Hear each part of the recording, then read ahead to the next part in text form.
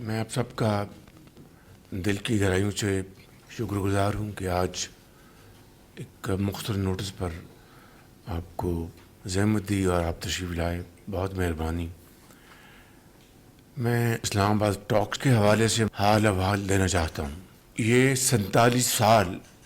جو کہ امریکہ اور برادر ملک ایران کے درمیان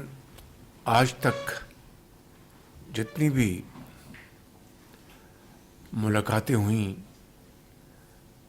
اعلیٰ ترین سطح پر، تو وہ ہمیشہ وہ انڈائریکٹ ٹاکس تھی. اور الحمدللہ یہ پہلا موقع ہے کہ اعلیٰ ترین سطح پر دونوں وفود ہماری درخواست پر پاکستان تشریف لائے، جس کے لیے میں اپنے انتہائی عزیز بھائی صدر ڈاکٹر مسعود پزشکیان کا بہت شکر گزار ہوں، اور اسی طریقے سے امریکہ کے صدر ڈونلڈ ٹرمپ کا بہت شکر گزار ہوں کہ انہوں نے ہماری دعوت کو قبول کیا اور یہاں تشریف لانے سے پہلے 2 ہفتے کی سیز فائر کا دونوں طرف سے اتفاق کیا گیا، اور پھر یہاں پر پاکستان 11 تاریخ کو تشریف لائے دونوں وفود. اور پاکستان کو اس طرح اللہ تعالیٰ نے نہ صرف میزبانی کا، ثالثی کا اور امن کو دوبارہ قائم کرنے کا ایک ایسا موقع دیا جس کی تاریخ میں مثال نہیں ملتی. اور یہ عزت پاکستان کی اللہ تعالیٰ کے فضل و کرم سے 24 کروڑ عوام کی عزت ہے. یہ میری نہیں، آپ کی نہیں، یہ پاکستان بھر کے عوام کی عزت ہے، جو کہ شاید تاریخ میں کسی کو ملتی ہے. اس سے آگے بڑھتے ہیں کہ اسلام آباد ٹاکس میں گفتگو شروع ہوئی، اور اس طرح جو جنگ کے بادل منڈلا رہے تھے وہ خدا خدا کر کے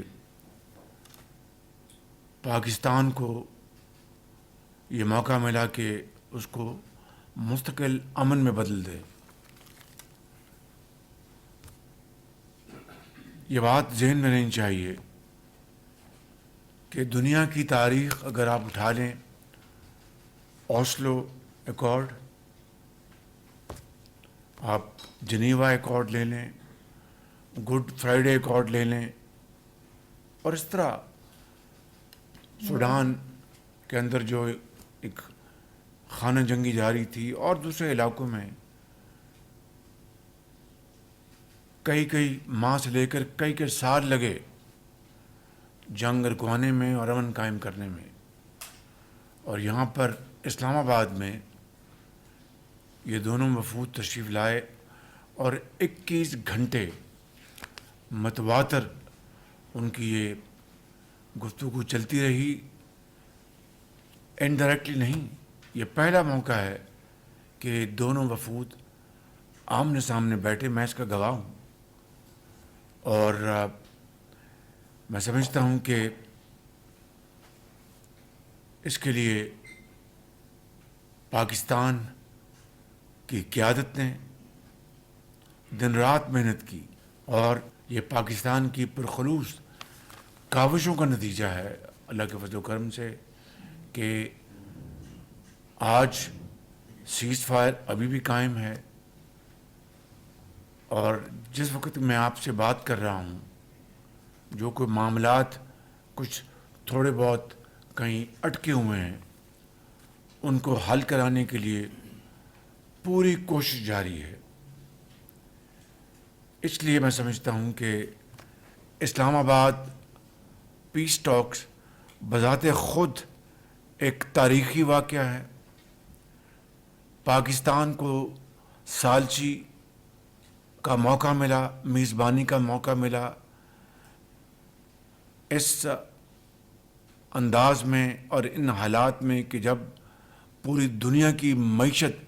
ہچکولے کھا رہی ہے۔ آج جاپان کے وزیر اعظم کا فون آیا اور انہوں نے کہا کہ وزیر اعظم آپ کو میں مبارکباد دینا چاہتی ہوں کہ پاکستان نے ایک بڑا اہم کردار ادا کیا اور کر رہا ہے۔ اسی طریقے سے یورپ کے کئی سربراہان نے مجھے چند دن پہلے فون کیے اور انہوں نے پاکستان کی کاوشوں کو دل سے سراہا اور کہا کہ ہم کیا کر سکتے ہیں کہ یہ مذاکرات کامیاب ہو کر امن میں بدل جائیں۔ تو میں سمجھتا ہوں میرے بزرگوں، بھائی اور بہنوں، یہ جتنی بھی ہم محنت کرتے اگر اس خدا کو منظور نہ ہوتا تو یہ عزت پاکستان کو نہ ملتی۔ یہ محنت اس رب نے 24 کروڑ عوام ہمارے بزرگوں، بھائیوں اور بہنوں کی دعاؤں سے قبول کی ہے، اور پاکستان کو اس حوالے سے یہ عزت ملی۔ میں یہاں پر ڈپٹی پرائم منسٹر جناب اسحاق ڈار صاحب اور ان کی ٹیم کو میں بھرپور خراج تحسین پیش کرنا چاہتا ہوں، جنہوں نے اس کے لیے دن رات محنت کی اور کاوشیں کی، اور خاص طور پر میں فیلڈ مارشل سید عاصم منیر اور ان کی ٹیم کو دل کی اتھاہ گہرائیوں سے نہ صرف شاباش دیتا ہوں بلکہ اپنی طرف سے، آپ کی طرف سے اور قوم کی طرف سے ان کو خراج تحسین پیش کرتا ہوں کہ ان کی فراست اور حکمت سے الحمدللہ یہ جنگ بند ہوئی اور عارضی سیز فائر پر اتفاق کیا گیا۔ میں گواہ ہوں ایسے لمحات کا، چونکہ بطور وزیر اعظم میری یہ ذمہ داری ہے کہ جو قومی راز جو ہیں وہ راز رہیں، لہٰذا وہ راز تو میرے دل میں دفن ہیں، لیکن میں اتنی بات آپ کو بتا سکتا ہوں کہ اس حوالے سے جہاں پر میں نے ڈپٹی پرائم منسٹر صاحب کا اور ان کی ٹیم کا ذکر کیا، وہاں پر فیلڈ مارشل اور ان کی ٹیم نے وہ راتوں کو جاگے، پوری رات جاگے ہو، اور بعض لمحات ایسے آئے، بات ٹوٹتے ٹوٹتے وہ جڑتی رہی۔ اس مالک کا ایسا خاص کرم ہوا، اور یہ ایسا ایک لمحہ نہیں ہے، کئی ایسے لمحات ہیں، کئی۔ اس والے سے میں آپ کو یہ بھی کہنا چاہتا ہوں کہ انسان کوشش کرتا ہے، محنت کرتا ہے، رب کے آگے جھکتا ہے، اس کوشش کو اور محنت کو قبولیت صرف اللہ تعالیٰ کی ذات دیتی ہے، انسان نہیں دے سکتا۔ اور میں یہاں پر یہ بھی کہوں گا، آپ کو علم ہے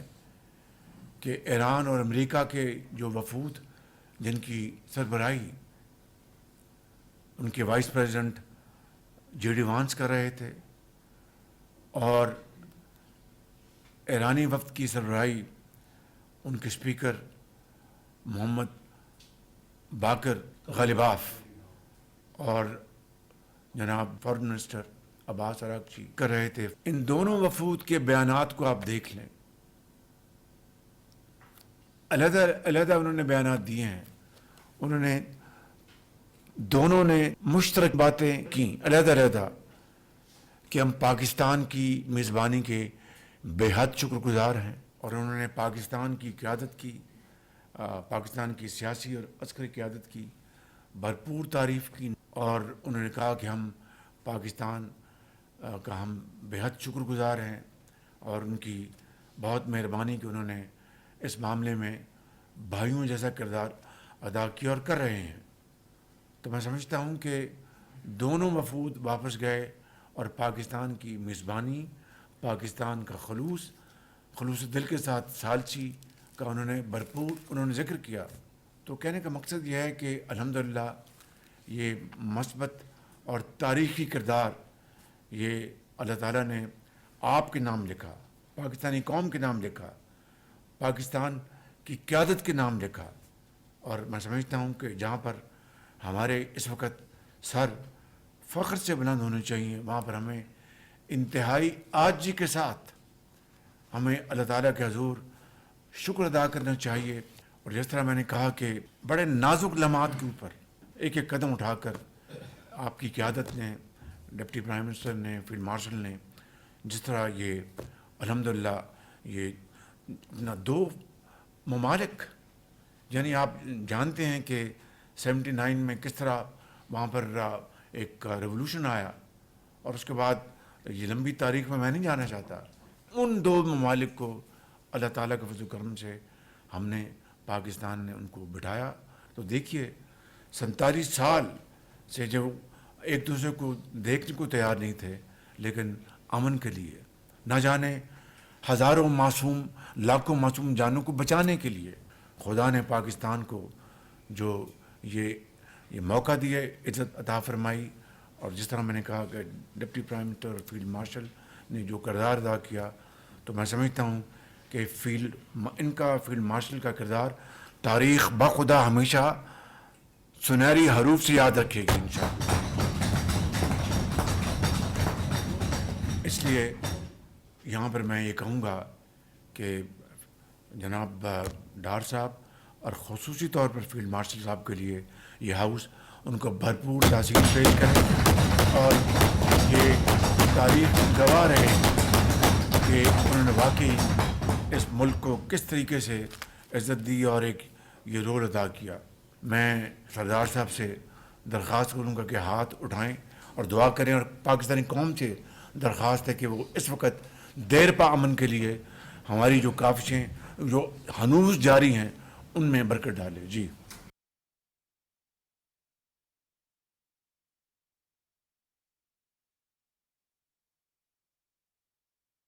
میرا فرض تھا کہ میں آج آپ کو یہ ساری میں اس بات کی میں ایک مختصر انداز میں بتاؤں کہ کس طریقے سے آپ کی سیاسی اور عسکری قیادت نے پاکستان کے لیے نہیں، دنیا کے لیے ایک نام پیدا کیا اپنی کاوشوں سے. اور یہ خلوص دل کے ساتھ اصل میں اللہ تعالیٰ کی رضا کو، اس کی رضا کی خاطر، اس کو خوش کرنے کی خاطر کہ معصوم جانوں کی جو اپنا ہلاکتیں ہو رہی ہیں وہ بچ جائے. تو میں سمجھتا ہوں کہ اس سے بڑی خدمت دین اور دنیا حاصل کرنے کے علاوہ کوئی اور ہو نہیں سکتی. اللہ تعالیٰ ہم سب کا حامی و ناصر ہو.